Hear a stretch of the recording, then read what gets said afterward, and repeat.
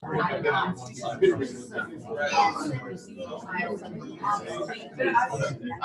All right, everyone, back to me. I'm teaching linear algebra this semester, and I have a big head. The universe, and I say, yes, I do. I get to define the coordinate system. Thank you for the laugh. So I'm hoping that went well. We have some technical issues. I would love to hear suggestions, especially from Zoomland, on how to make the technical issues better. You can actually complain if you want to, but I'm really interested in what we could do to make it better. That was our very first experiment. It was hard to test at scale, and now we've tested it at scale. I know some of you had some trouble, but I think other groups did fine. I put up my email address. Send us suggestions on what you think we could do to make it better. I think, or put them in chat too, if you think those suggestions can be paid attention to by the next breakout, which we're going to do exactly the same thing. Okay, so we're going to have a few minutes. What was your experience? Interesting. Fun. Fun, interesting? Yeah. Did anybody learn anything? Yes. Yes. What did you learn? You can Ask a specific question. Go ahead. Well, professor was explaining to me that Louder. the professor was explaining to me that in order to upgrade my system, the new system has to come to my lab, and she will help me to debug the whole system with the new models I'm going to run. So I was not very familiar with the jargon bug, and I said, what does it mean? Are you going to, clean my machines inside? There are going to be cockroaches, insects, or anything like that? Because I don't understand. I said. And when she explained the story of the old machine before, and the long tubes and the long transistors, and the moths that come and messed up all the whole system. And in fact, there were a bug, right? There were bugs. Yeah. Actual bugs were the first bugs. Other thoughts? How about from Zoomland? Hi. Did anybody in the Zoomland have a group that worked really well? Did you think the breakouts were effective? I don't know if you can all hear me. Yes. Hi. Oh. Hi. Okay. So my comment is, because I have to. Just a minute. Okay. Hold on a second. Okay. You're not on. What's missing? Okay, try again. You have to mute. Okay. What about now? No. That was fun getting involved.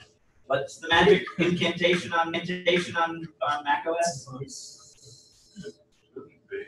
Will Verpass place you with a Built PC? in output. Yeah, go to the system preferences. Yeah. Right there. Go to sound. Go to output. Up at the top. And then make sure. Gosh, it's just. Is that correct? It's already there. Is the volume really low on that one? But look at the output volume. There you go. Yeah. Okay, try again. Okay. What about now? Oh, Beautiful, yeah. thank you. I don't know what magic happened. So my comment is, since I have two monitors, Mute the room. Mute the room. I can just type in. Okay. So since I have two monitors. A comedy of errors. Try again.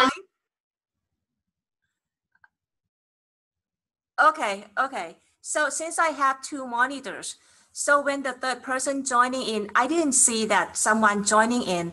So I just work with two people. We just switch being a listener and speaker, and totally ignore the third person until we saw that the breakout room gonna be closed in 1 minute. So that's my comment. Yep. And now I cannot hear you. I'm not used to not being heard. Did it work? Did the experience work? Did the exercise find helpful? Say again. Yes, it's just that sometimes I feel like it's a lot of a lot of things to read within a short amount of time to try to understand your role, let's say as a speaker in that environment, and to see exactly what's going on. I don't know if it can be shortened up or make it like less complicated or not, because I'm not really familiar with research computing myself. I have a comment. Oh, go ahead. Yeah, I did participate in the breakout session, but I felt really tough to actually do the conversation, taking the roles of CI and as well as I did the CI and the moderator, the third one. I felt I was reading the text for each role, but I felt that it's not easy to grasp within the short time. So I think there should be more time for us to read them before going into the breakout session. Yeah, that's my comment. I have a comment too. I didn't get to see the actual presentation prior to the Go group meeting, so it was kind of difficult for me, but it would have been nice to sort of have, just because this is my first time ever dealing with this, is maybe more examples of each area of what you would like for us to sort of say to the person, maybe leading questions or leading responses, just so that we can see how it really goes, because it was kind of difficult at first. Okay, thank you. I find this all valuable, but I want to move on because I want to get through the next. I want to try it again. So I think the comments that you need a little bit of time to read. Take the time that you need. Don't start until you've all felt like you've read enough, and ask each other questions. It's okay. There's no pressure. It's not supposed to be right or wrong. If you find something complex, definitely write a note. But the whole point is complex conversations. And so sometimes you'll read something you don't understand and maybe ask the group what it means, and we can move on. I do apologize. These are very research focused, or basically from stories from my life that I've used. I'm getting members of my CI, Cyber Investors team, if you want to join us, to come up with stories that are outside of my expertise. But unfortunately, since I'm the author of most of these, they're all inside my area of expertise. It's just the way things are. All right. Can I make one? Yeah, go ahead. I think the all three examples were really good examples of what you typically encounter. The other thing is for brand new facilitators, at least with me, it was a surprise that I would encounter those things to begin with. So I don't know that for people who haven't experienced it before, that they understand what to do with those particular concepts. Right. They definitely were intermediate focused and not beginner focused, which is not real sensitive of me for the audience. So I'll note that as well. Yeah, I'll have to work on coming up with some easier intro ones. Yes? Well, but I do think even for the brand new person, all of a sudden it gives them an idea. I mean, it would be good to have them have a mixture so they can pick ones they're more comfortable. But it does give them the idea that, oh, I might better start preparing to find out what other people did in this situation. Yeah, honestly, from my experience, and maybe I'll take a quick poll. How many people feel like you've had a conversation similar to one of those three? I'd say most people are raising their hand. No, not everybody, only about maybe 50%, a little over 50. So those are my experiences, but I'm taking that input very seriously. Maybe I need to come up with some experiences not for user-facing. Yes? Well, like these scenarios, even if I don't understand like the research part of it, it helps me to see the other point of view of the research, because I'm a systems person that also faces users. So this is helpful for me just to understand that, oh, maybe it doesn't sound easy for that person because now I don't understand what they mean. Puts me in that spot, their spot. So you're saying, as being a system-facing person, having these examples might help you understand what it might mean for the user. That's good feedback. So let's move on, just because I don't want to read. run out of time. And I know that there was a lot of flaws, and I appreciate everybody barreling through and helping me with that. You're the first people, so please send me emails, and I will do my ever best to listen to all of them and make this thing better. But let's do it again. Okay? This time, your job is to be the listener. The CI professional's job is to listen, which is the other half of a conversation. Okay. There are 3 tools we're going to teach you to do listening. Or reflective listening. This is actually good for all areas of your life. Being a good listener. Not thinking about what you're going to say, but actually listening to what's being said to you. Paraphrasing. I'll talk to you about that. And clarifying questions. So let's go through each of those in turn. So reflective listening. Listen with the goal of understanding the person you're talking to. Don't look at your computers. Look at them. And then the idea is to reflect back what they said to you. I understood you said this. Sometimes just nodding is a good reflection. But actually listen to what they're saying. Don't just nod because that's a reflex. All right? You want to listen to what they say and then show them that you understand what they're saying by repeating back what they say. Okay? Not full parroting. You don't want to be a parrot and just say the same words they said. But just saying that, yep, I understood, say it back. We specifically use this tool when there's emotion. Okay? A lot of our conversations deal with emotion. People have different deadlines. Their dissertation might be on the line. Funding might be available, and people are stressed about things. All right? Reflective listening says, I'm listening to you. Doesn't mean you're agreeing, but you are listening. Okay? So we use it when there is frustration and stress. Good comments are, that sounds really frustrating. That's acknowledging people's frustration without judging it or without saying what they feel is right or wrong. You're just saying that it sounds frustrating to you, right? Calm down, you're blowing this completely out of proportion. Don't say that. Paraphrasing is a different tool. It's similar to reflective listening, but the idea behind paraphrasing is you're trying to understand a complex problem. This is really where your complex understanding comes in. You listen to the speaker, and then using your words, say the pieces that you understood. Okay, you paraphrase what they said. That allows the speaker to hear what you say and evaluate whether you understood or didn't understand what they said.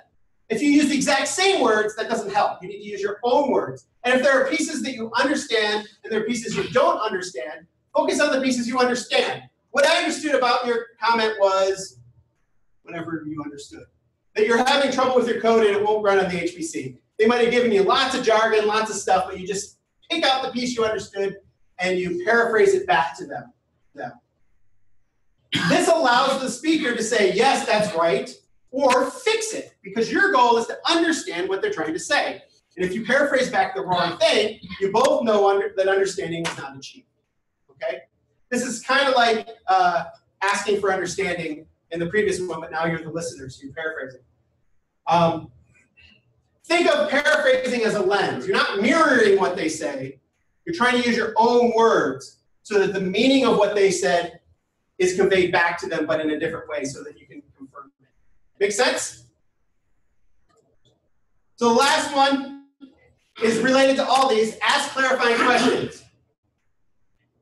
These are simple. They can be yes or no questions. You just want to make sure you're all on the same page. What programming language does the software use? That's not a yes or no question, but it's a very simple. Is it R? Is it Python? That can mean a lot to you as the expert, right? But they might a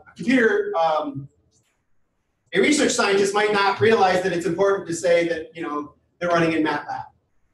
But that has a lot of meaning to you, especially when you're talking about scaling up and going to high performance. Can you tell me about who wrote the code? That can mean a lot.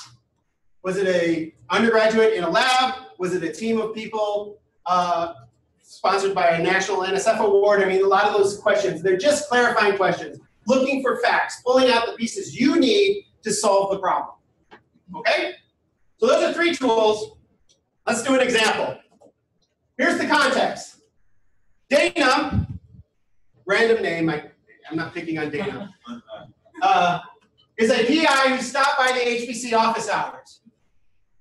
Research-facing CI professional Kim is there and listens to Dana say, I'm so frustrated. I have a lot of data I need to process using the Stanford strata method, which is better than the more common FCFD approach. However, my transient error is much larger than the latent error. I think I can reduce the transient error by increasing the tell-home threshold, but then the software will not run on my computer, so I need to make it run on the supercomputer.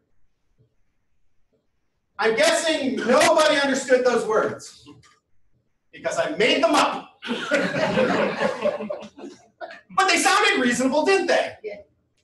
So pretend they're not made up for a second, but this person actually came in. What should Kim respond, right? How should she respond? I'm assuming I keep saying that.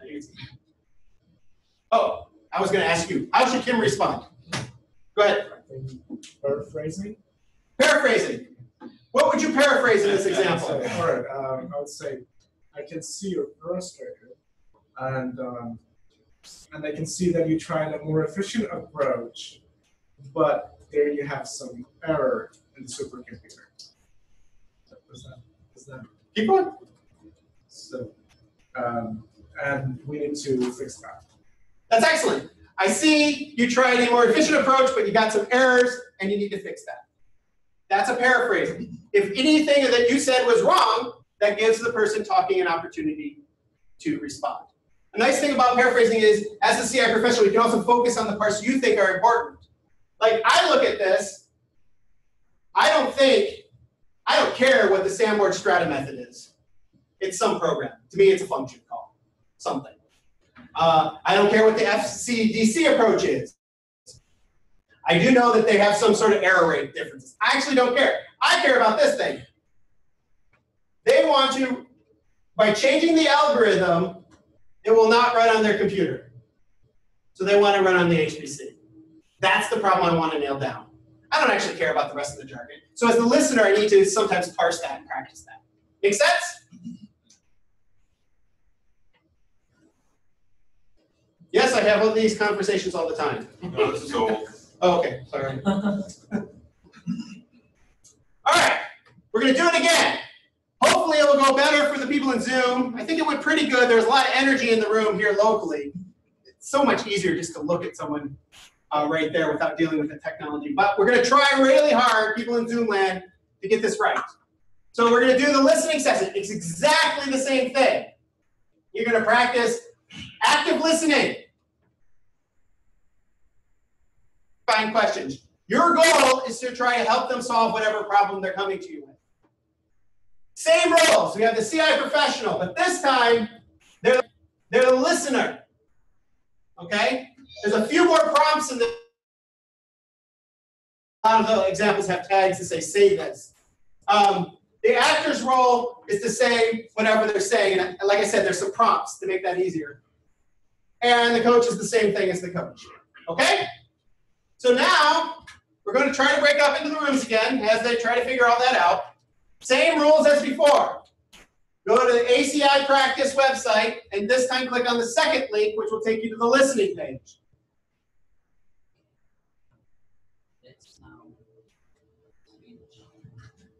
How are we doing? Are we ready to go? Yeah, sure. All right, we're going to try going. Good luck. We'll come back at 3 o'clock.